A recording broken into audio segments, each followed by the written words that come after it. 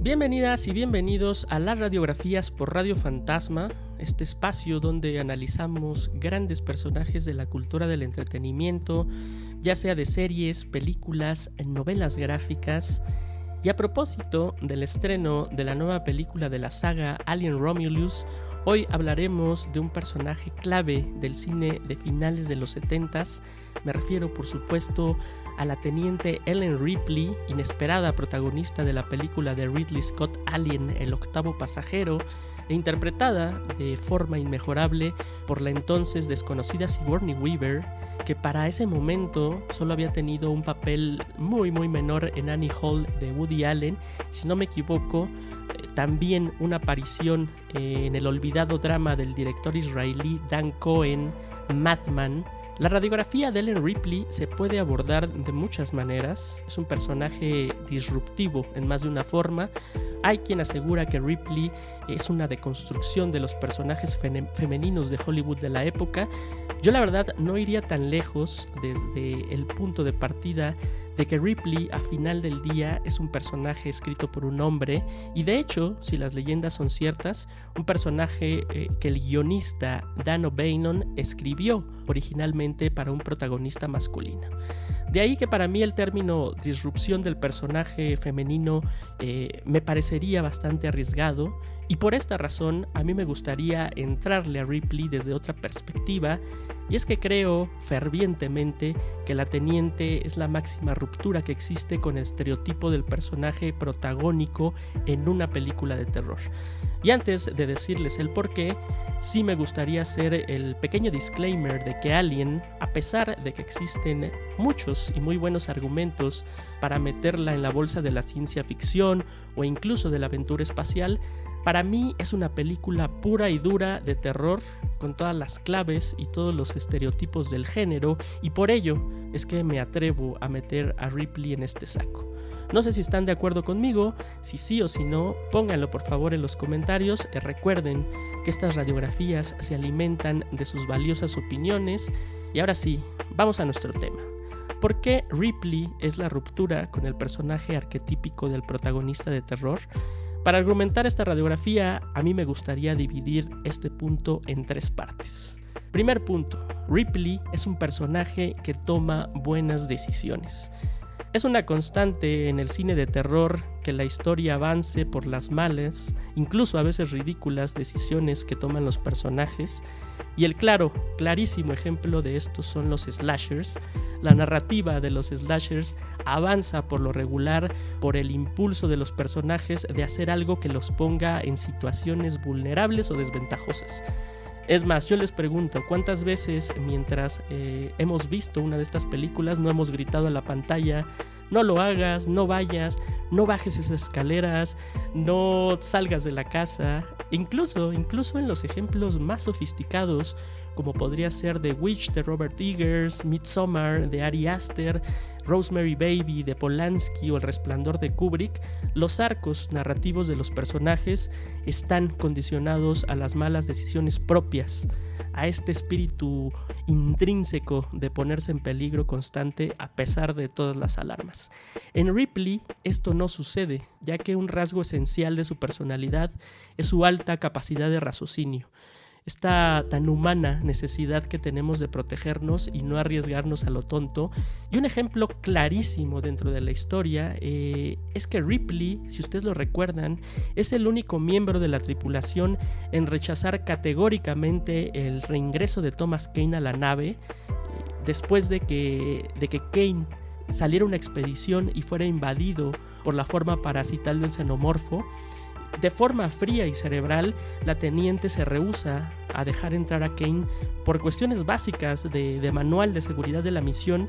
Como ya sabemos, el consejo de Ripley es desdeñado por el inepto del Capitán Dallas, lo que deriva en la entrada de la bestia a la nave, en la ya mítica escena donde el bebé alien sale del estómago del hombre, y pues el resto es historia. Y este no es el único ejemplo. Si ustedes se ponen a analizar concienzudamente al octavo pasajero, cada decisión de Ripley era ya de inicio acertada. Y si no fuera por alguna situación externa o la necedad del crew de Nostromo, Ripley básicamente hubiera contenido el peligro y la película no existiría.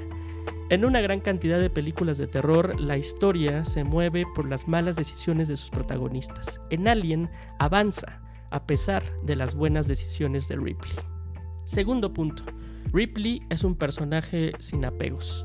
Si nos vamos una vez más al arquetipo de héroe, heroína de las películas de terror o incluso al cliché de la Scream Queen, nos topamos siempre con personajes que de alguna forma están condicionados e incluso, diría yo, amarrados por los apegos sentimentales que tienen hacia otros personajes. En Scream, la película de Wes Craven, de hecho, este punto está depurado a niveles radicales, ya que nuestra heroína, Sidney Prescott, interpretada de forma maravillosa por Neve Campbell, no solo se pone en peligro para salvar a otros, sino que queda atrapada en la boca del lobo al enamorarse del asesino final. Esta constante en el cine de terror de poner siempre en desventaja al protagonista por sus apegos emocionales.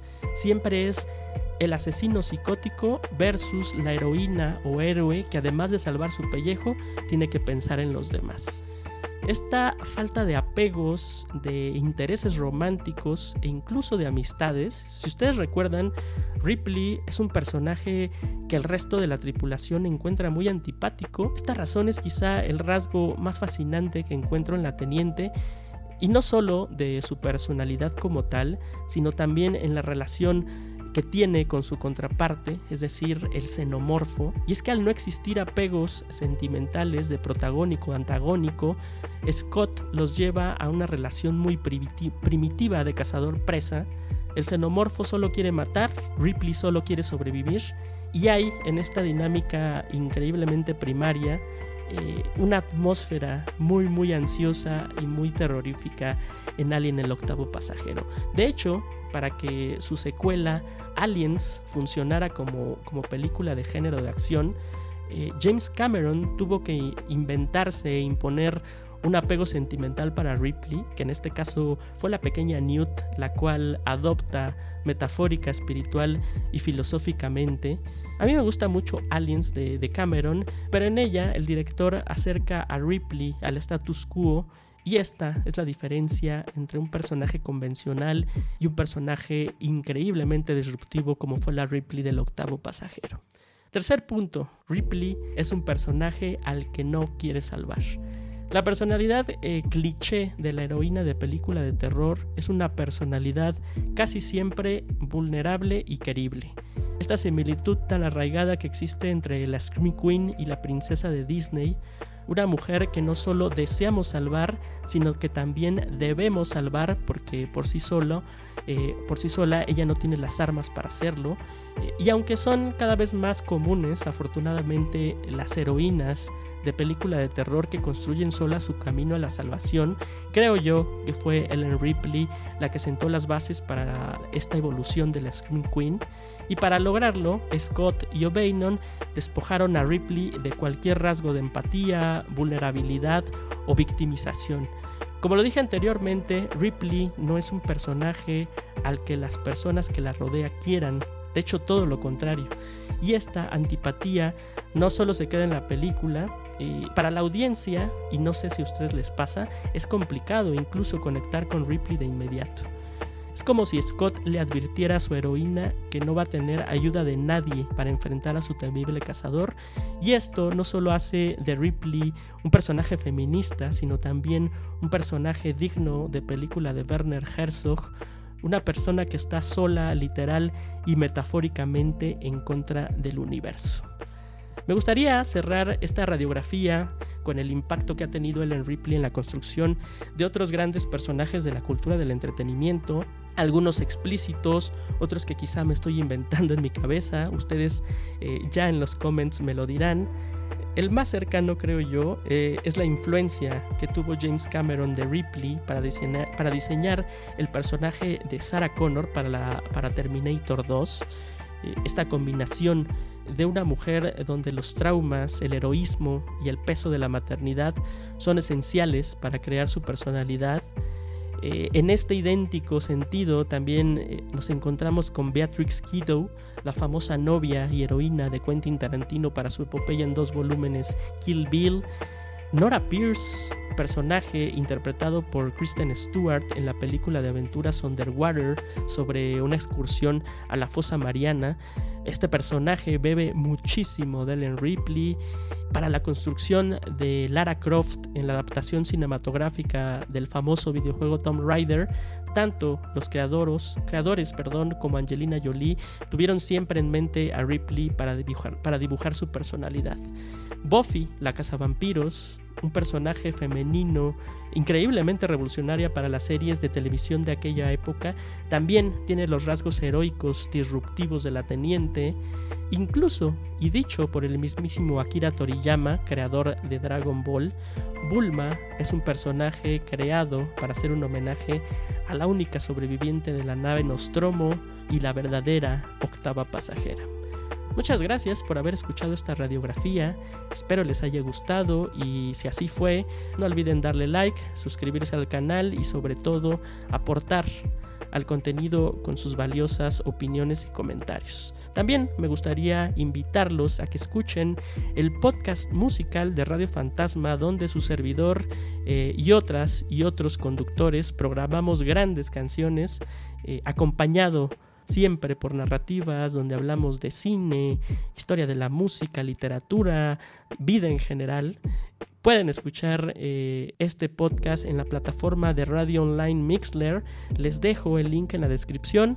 Es totalmente gratuito, solo deben abrir una cuenta que les pide un correo, buscarnos como Radio Fantasma MX y listo, tendrán total acceso absolutamente todo el contenido. Muchas gracias por haber escuchado esta radiografía y nos vemos en la próxima.